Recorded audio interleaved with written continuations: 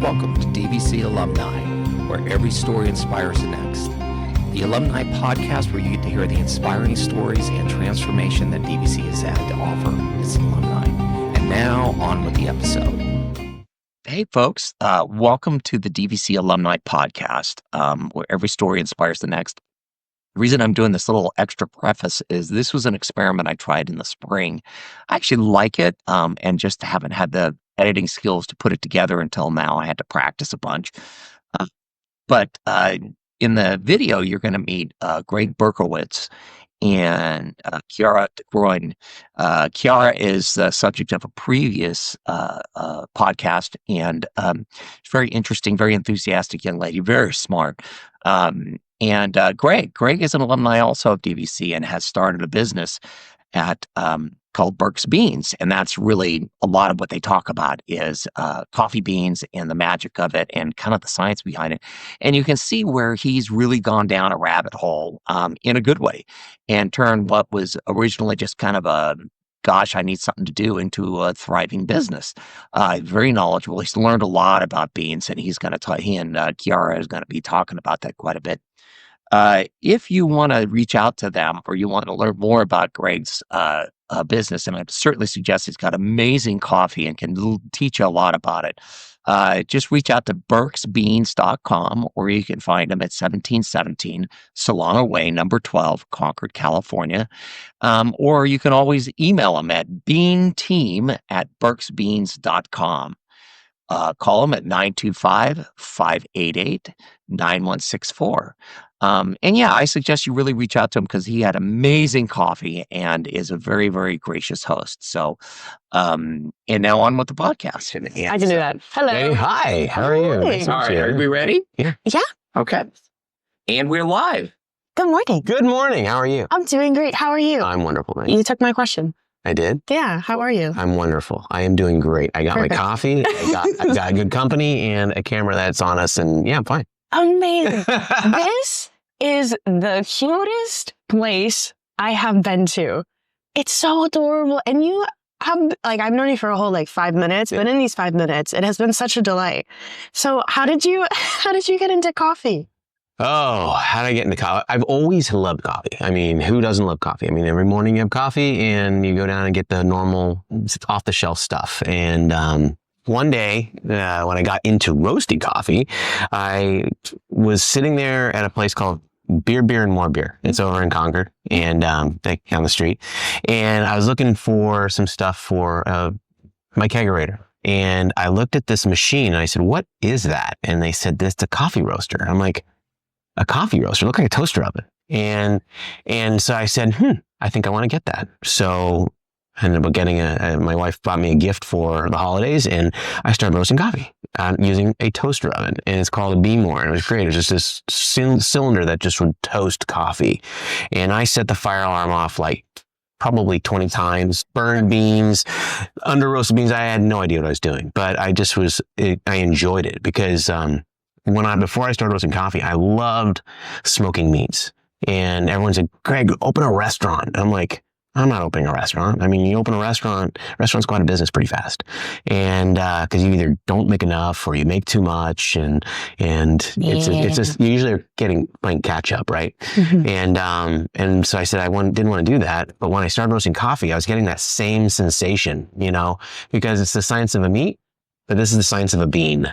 Mm-hmm. And once you figure it out and dial it in, it's little tweaks. It was fun. And I got really, really excited. So I was literally a home hobby that blossomed into a company that's been kind of cool. So, wow. Look at you now. Look at me now. I know. So I understand you went to DVC too. I did. What did we do at DVC? How did that transition?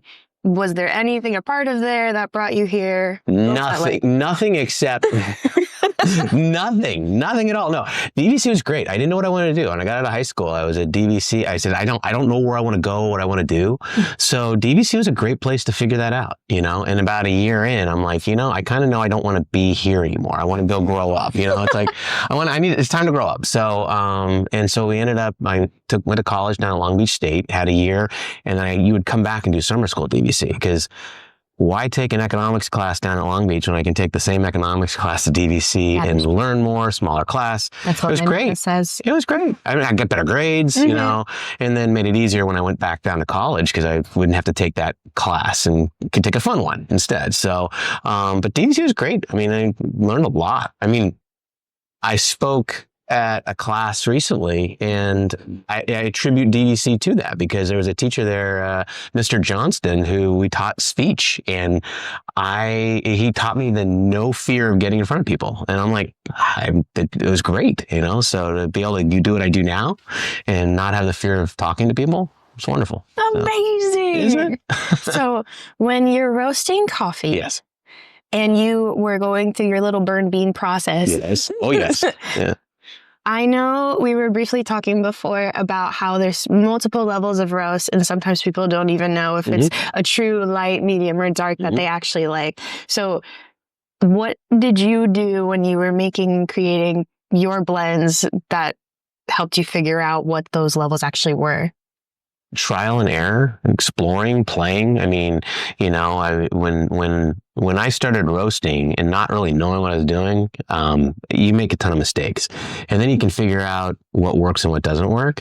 When I started learning how to roast well, I'll say, because I'm not gonna. I mean, I think I'm a good roaster. I'm not the best out there, but I'm really good at it, and I make a good product, and I think people see that. But it's trial and error. It's once you figure out a particular bean, because every bean's different. You know, I mean, a Robusta bean is going to roast differently than an Arabica bean, and once you figure out the intricacies of the bean, you can tweak it. Because when you go to the market and buy coffee, or you go to Starbucks or Pete's, they're telling you how you should have their coffee. And it's like wine tasting. You know, you might not like a Cabernet, or you might want to have a Pinot instead. And so all the grapes are very similar. It's just, how does the person make that wine? Well, the same thing applies to coffee and coffee beans. So when I make a blend, it's pulling the flavors from different beans that I know are out there and putting them together and trying to find the right ratios and playing with it until you find something that you're like, that's it. And when people come back and buy it more, oh my gosh, and then you know you hit it. So, yeah. Amazing. I'm so sorry about Turn that off. I really thought it was off. I'd like to apologize formally. So X that out. So whenever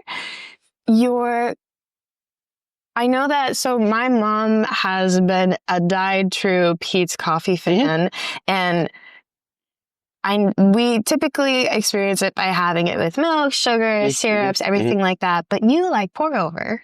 I do. I think pour over is beautiful. I think it's artistic. I like it makes an amazing cup of coffee. It's not the only way to drink it. And in every method, it's going to produce a little bit of a different result. But pour overs are amazing. I mean, you can do it anywhere, anytime, and it just makes a great cup of coffee. So yeah, I do love that. So, but none of them are wrong. Again, it's like wine tasting. If you choose that you French press, that's what you want to use, that's okay. It makes a great cup of coffee. I love cold brew. We've got cold brew stuff that's great. It takes a long time to produce, but the flavors are just amazing, you know, because it soaks up all the flavors from the bean overnight. And so you get the sweetness and bitterness. It's killer. So amazing. Yeah, I love good cold brew. So yeah, there's no wrong way, but I typically like the pour. Yeah. So how about we go to our lovely bean collection that you have here? Oh my gosh, I didn't even see this. You have like little... So this right here are all of our roast levels. So I show what a raw bean looks like all the way to a roasted bean. So when people come in and they go, oh, I want my dark roast. I'm like, well, how dark do you want it? So that's like my call the fire department, which I call my Italian roast. That's dark, oily. That's what you typically see a lot of. When you're roasting coffee, when you roast, you start the process, there's many levels. And so what I did is I stopped it at each level, from a cinnamon roast to a light roast, or a cinnamon's kind of like a white, you know, some people like it. It's very nutty. It's more tea-like, not very common, but it's there. And then like this one's my Italian roast. But when you start roasting coffee, you have multiple levels of There he goes. Okay. So when you roast coffee, you go from a raw bean, there's still moisture in the bean, right? Mm-hmm. And so you're drying the bean out. And as you're drying it, it's got different levels. When you get to a certain point, it's called the first crack. That's when the moisture starts leaving the bean and it sounds like popcorn. And it's cool. So you're like, all right. So when I roast, it's an artisan style. So it's really based on time, temperature, and sound. So I'm listening. I'm waiting for that crack because now I know that bean's right at that light stage. And then when you go further in the roast, you have the second crack. And the second crack is where the bean actually changes its structure and the oils from the interior of the bean move to the exterior of the bean. So that sounds more like Rice Krispies over milk, and that's further in the roast. So now you're getting into the dark level. And so it's like really rapid and it's really fast cracking. So each one tells me when I'm listening, it tells me where I'm at. And like I said, each bean's very different. So one bean might be there quicker than another bean. So, but it's really cool. So I let people see what it looks like, but most of the time people think they like dark, but a lot of times they like a full city roast, which is a medium dark like that, right before the oils start cracking. So, yeah. Wow. So when the oil film that happens on the outside, because you know the expiration date on coffee, for instance, do you happen to know what's happening to the compound of the coffee? Because I'd like to say I know, but honestly I don't. And so they're the only date that's important on coffee, and if I can get one of my bags right there, there's only one date that's important on coffee, and that's the born on date. That's when it's born, and that's the roast date. Every other date doesn't matter because the date, people tell you to stop, don't buy coffee, or I say don't buy coffee. They tell you when it's bad.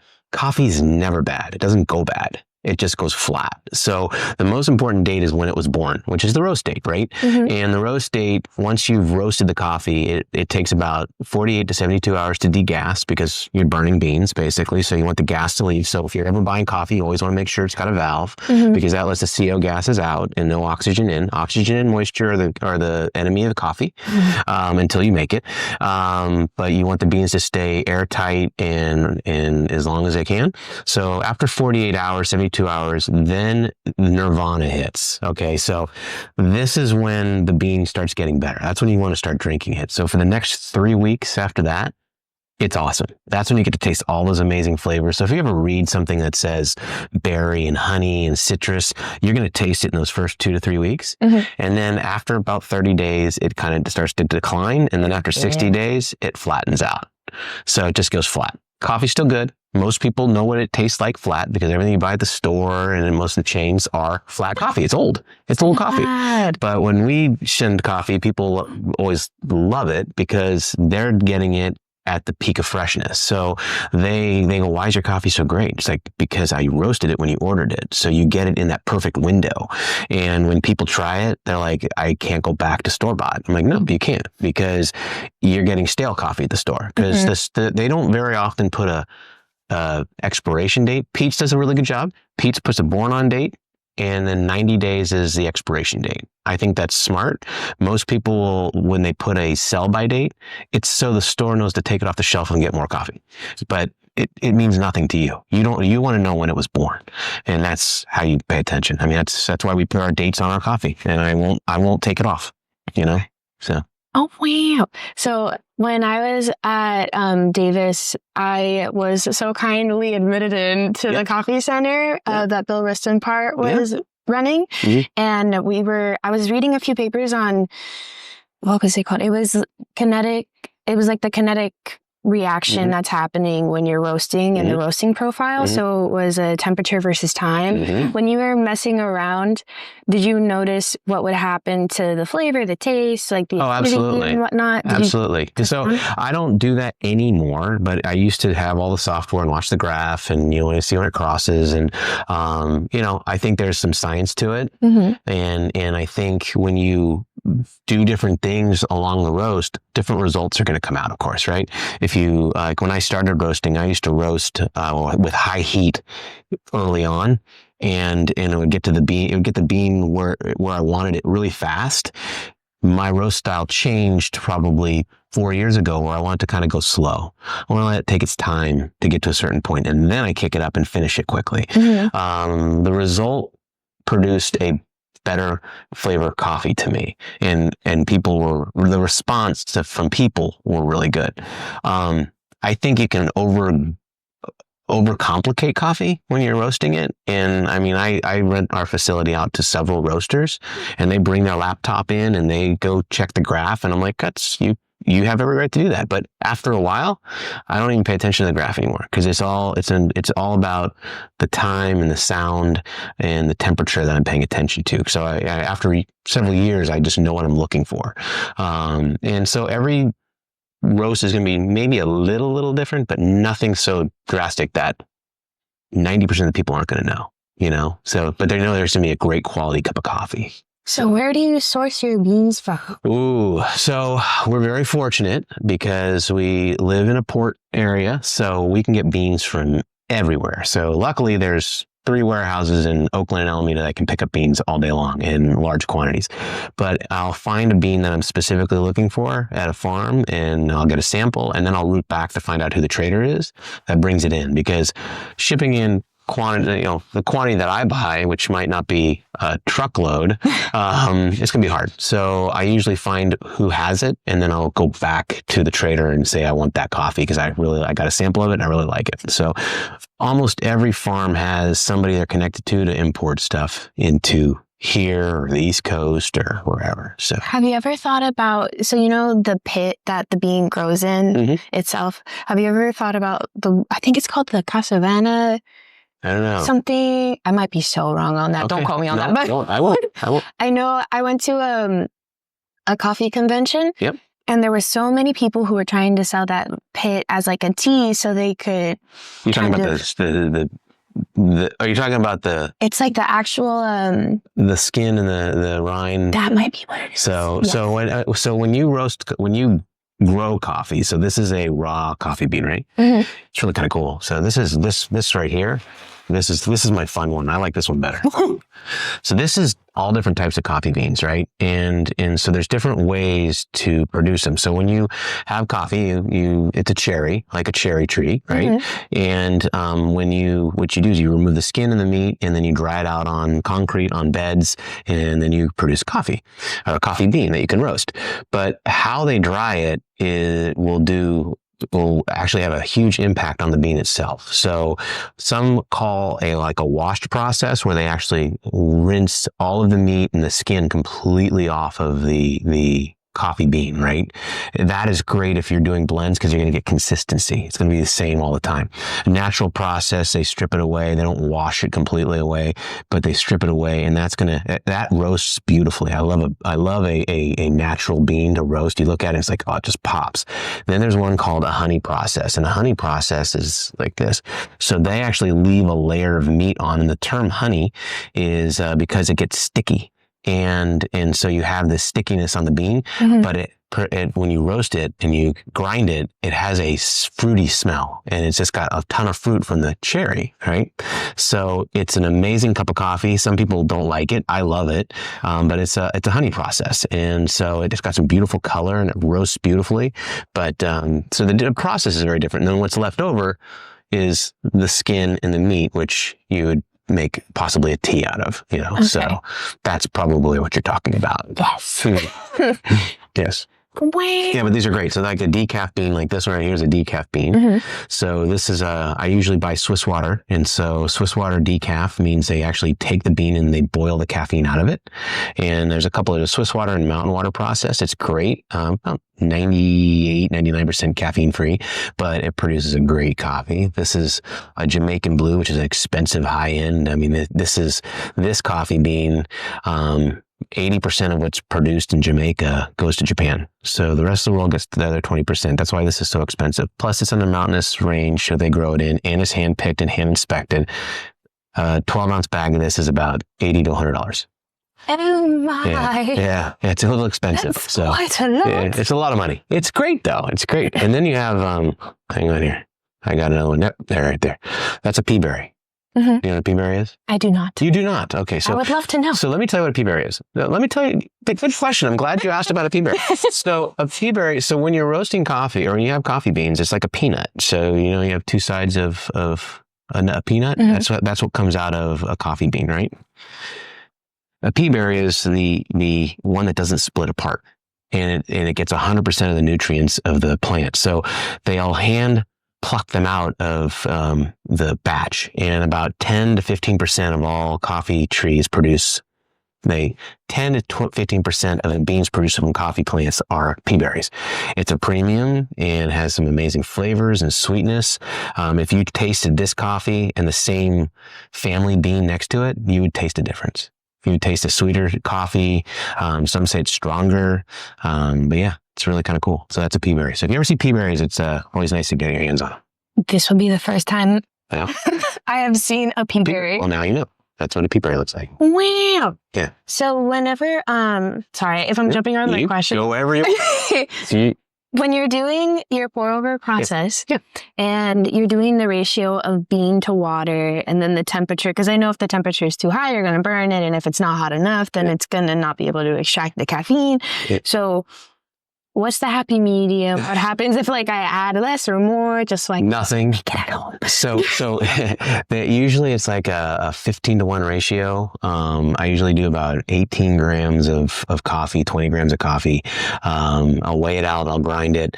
But honestly, there's no wrong way to do it. I mean, if we want to be the science geek that does it, then it's you get the scale and you wait until you actually do the math. So if you have 15 grams of coffee or 18 grams of coffee, then you want to take that and multiply it by 15 to figure out how much water to put in there. And then you want to make sure it takes so long, which I think it's like, I don't know, you want to let the bloom happen for 30 seconds and then maybe 3 minutes to do a pour over. But if you mess up a little bit, it's not going to produce anything majorly different for you. And it's going to still be an amazing cup of coffee. I mean, the most important thing is make sure you're using good coffee. Mm-hmm. You know, if you use good coffee, then you're going to have a great cup of coffee, no matter what you do with your tweak.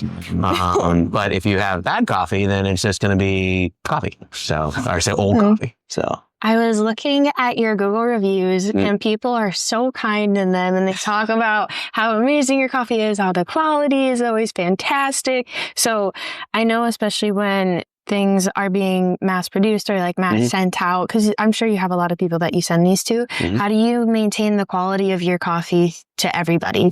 We roast order. So anybody we keep a very small amount of pre-roasted coffee. I mean, what we have on our shelf is what we have. So I roast everything to order. So people that subscribe for us, what we end up doing is I'll come in on a Saturday or Sunday and I'll roast a week. And so everything that they get will be roasted over the weekend and then they'll get their coffee over the week. And so it's right at the peak of freshness. So everybody gets freshly roasted coffee. It's really, really important. Even our wholesale business. I mean, when we do wholesale, I come in and I'll roast large quantities. We have 2 roasters. We have a small sample roaster that I can do smaller stuff on. And then I have a larger roaster where we can do, larger quantities for the wholesale. But I roast everything to order. So when they get coffee, it's at peak of freshness, where I know at some point as we scale, some of that's going to have to change, but I'm going to do our best to make sure that's always what we lead with, because that's what separates us from everybody else. Most people go mass produce and I don't like to do that. Yeah. How many people are like on your team or helping you with doing all of this? 30. Me and 2 others. Mostly me and my wife.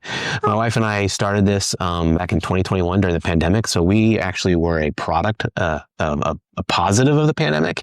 Everything shut down. Pete's shut down. Starbucks shut down. And when we were roasting coffee, I was giving it to friends and everyone's like, this is like amazing coffee. And I'm like, I didn't become the most amazing roaster overnight. I'm like, how could it be so good?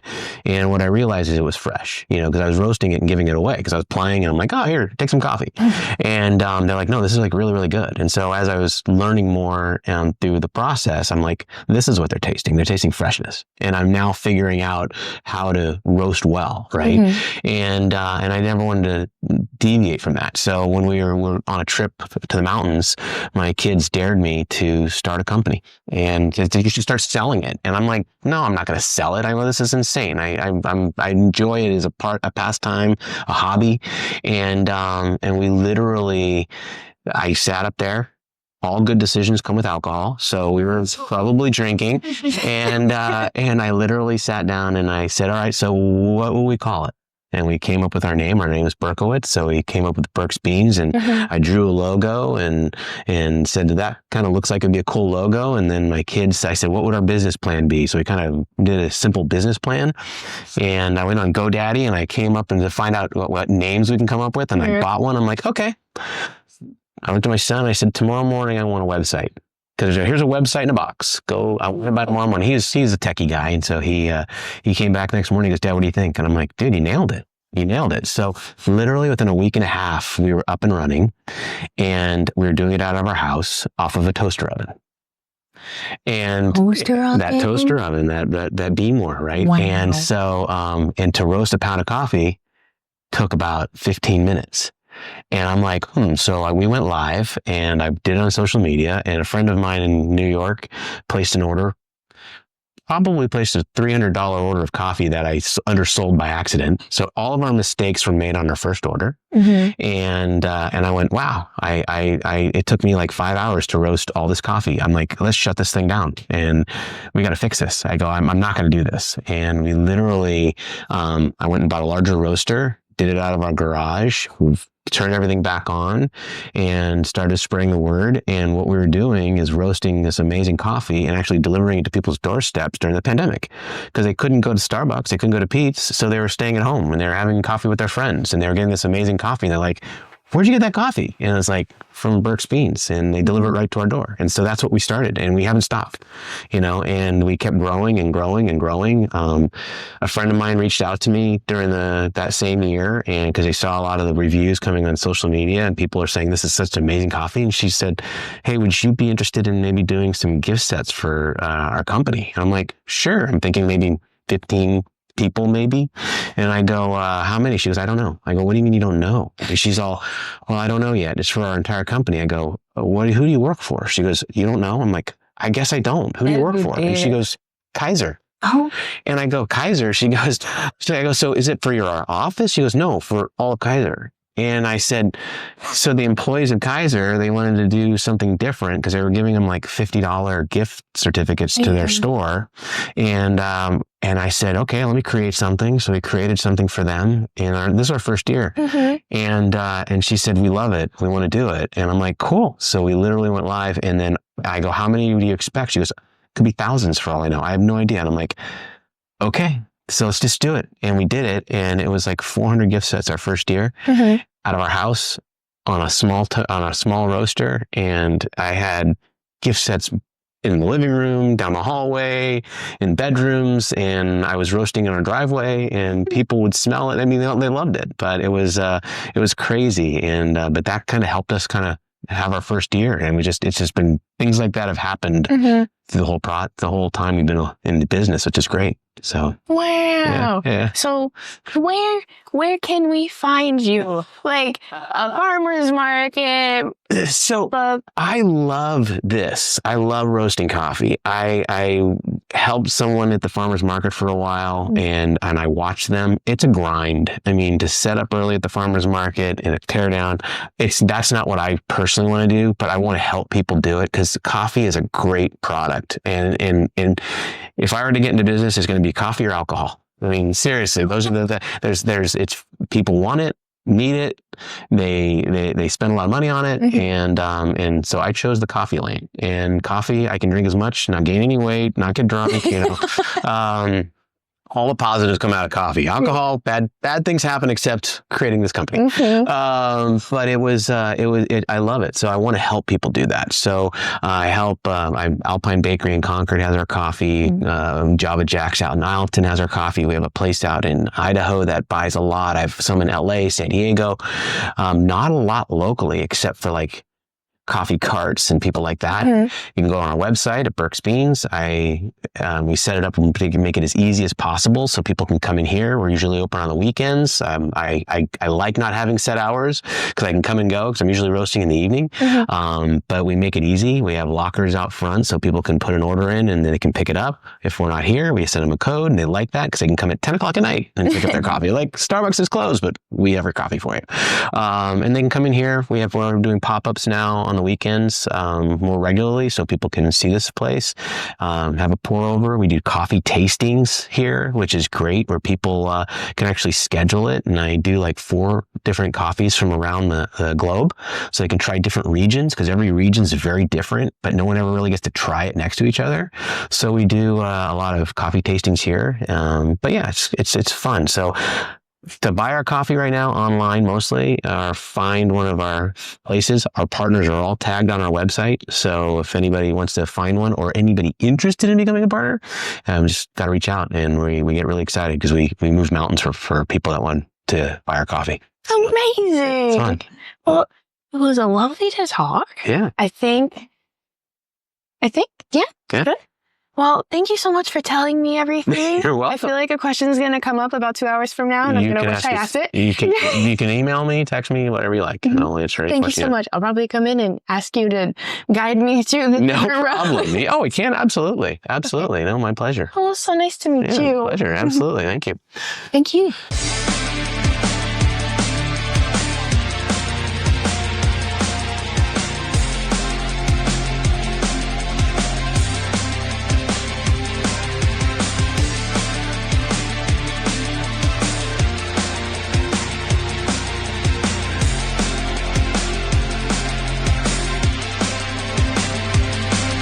Okay.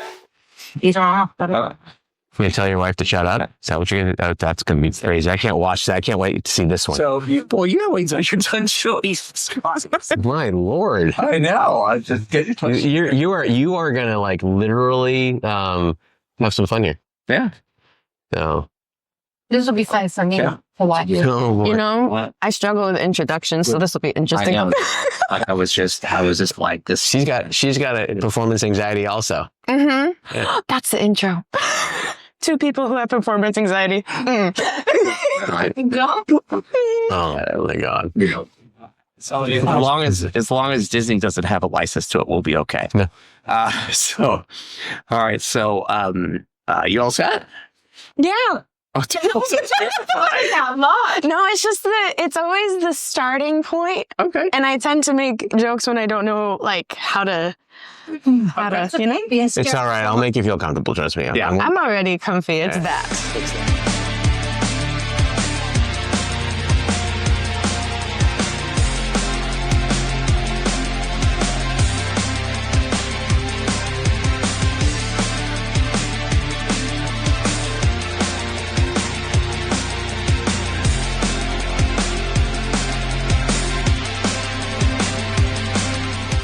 Thank you for tuning in to DVC Alumni, where every story inspires the next, the podcast for the DVC Alumni Association. You can contact us at alumni@dvc.edu with any comments, and be sure to leave a like and subscribe to our podcast.